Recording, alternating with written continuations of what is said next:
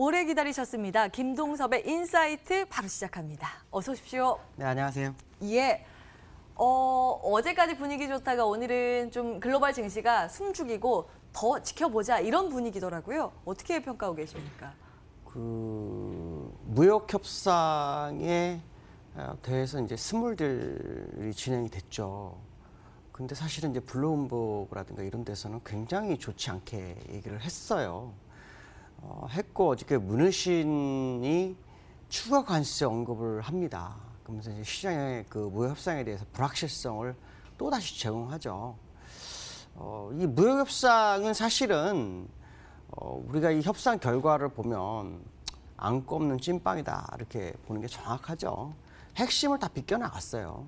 핵심을 비껴나갔기 때문에 사실 시장에서 투자가들 입장에서는 이제 이거를 어떻게 해결할지에 대한 불확실성이 생기죠. 시간을 더 끌어서 정말 서로가 윈윈할 수 있는 정도의 결과가 나올 수 있는지가 굉장히 중요하신 부분인데요. 문제는 뭐냐면 그 지적재산권에 대한 얘기가 전혀 없죠. 전혀 없습니다. 그리고 결국 관세에 대해서 또 얘기가 나오고 있죠. 사실 미국이 주장했던 것처럼 지적재산권을 해결하면서 무역협상을 정말 이로운 점으로 끌고 가기 위해서는 사실은 슬그머니 덮어야 되겠죠. 그러니까 슬그머니 덮는 방법 외에는 방법이 없는데 너무 시간을 오래 끌었기 때문에 뭔가 결과를 가져야 되겠다 하면서 한 게 아마 스몰딜이었던 것 같고요. 근데 그 스몰딜에서 굉장히 시장 내에서는 완벽하게 받아들이지 않죠. 불만이 많은 상태입니다. 시장 일각에서는 이런 생각도 합니다.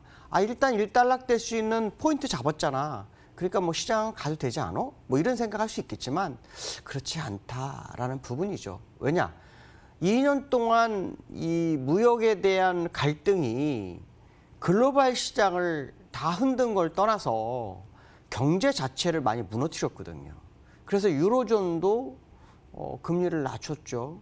중국도 그 오랜 기간 성장성 GDP도 낮췄죠.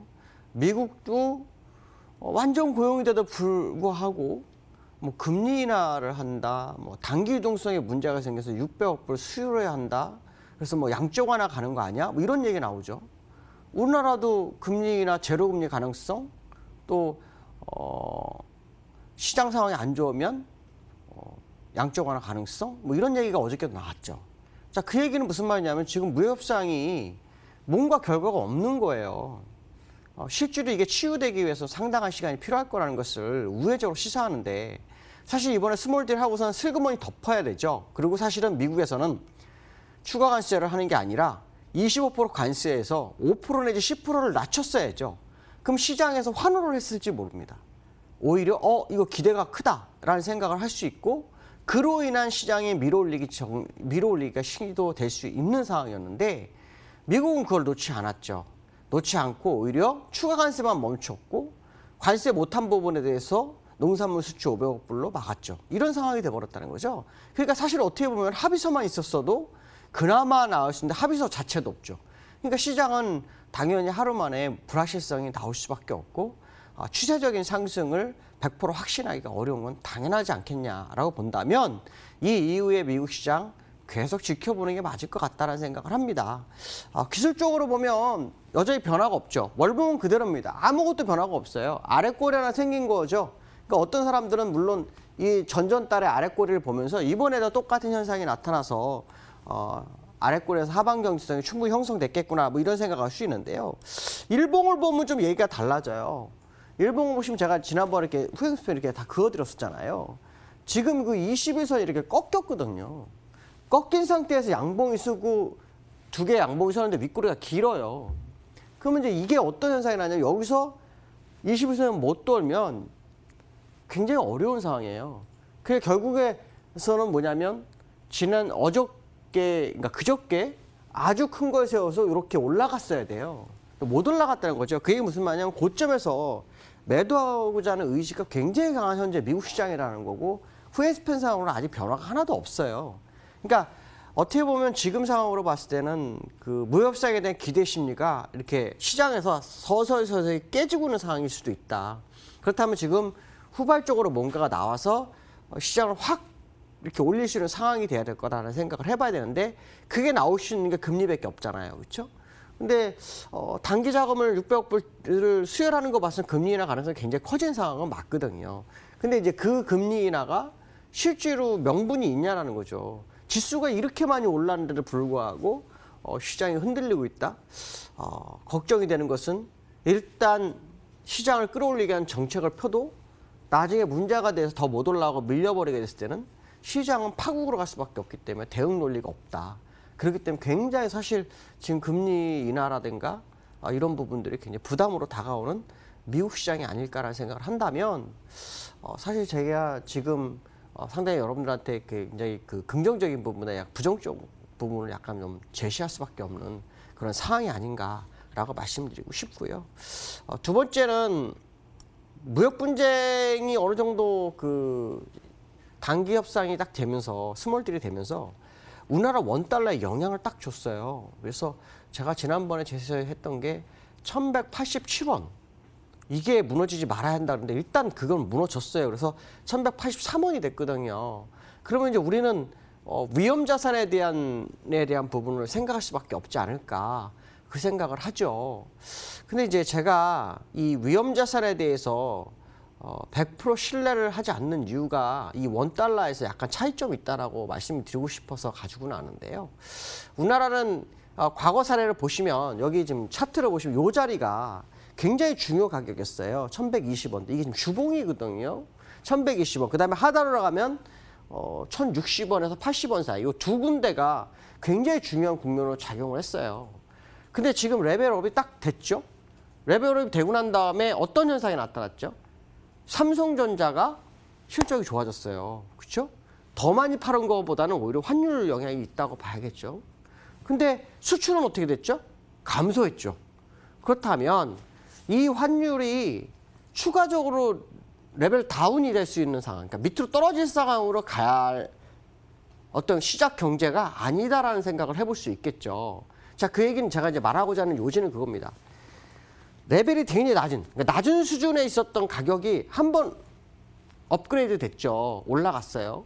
거기서 오랜 기간 됐는데 경제가 안 좋아지잖아요. 그래서 다시 한 번 더 올라갔잖아요.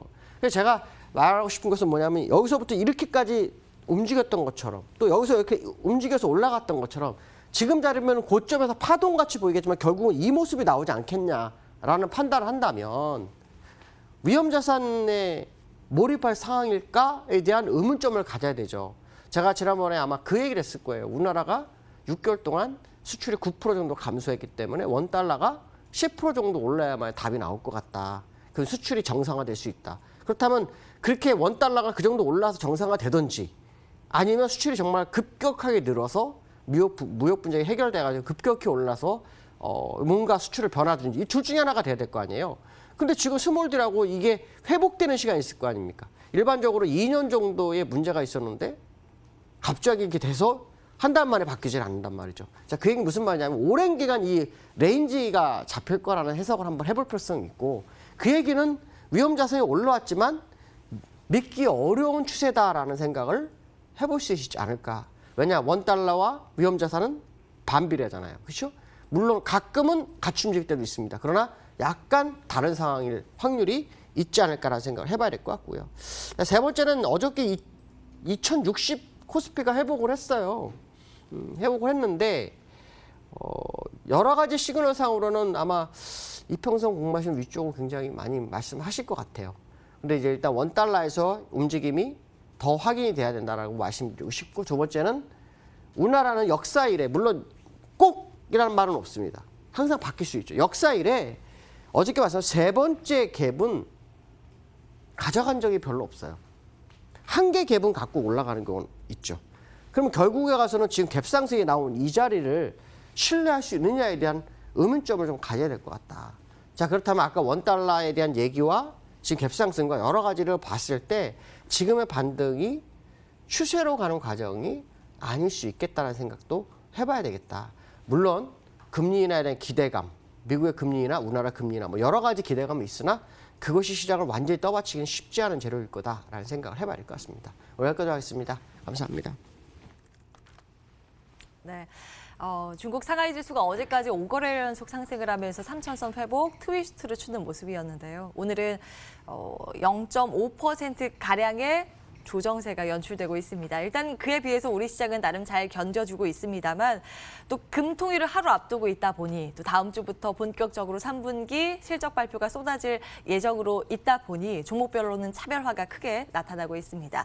실적 추정치 오늘 꼼꼼히 살피면서 대응하셔야겠습니다. 날이 춥습니다. 옷 따뜻하게 입고 외출하시고요. 감기 조심하시기 바랍니다. 오늘 함께해 주신 여러분 고맙습니다.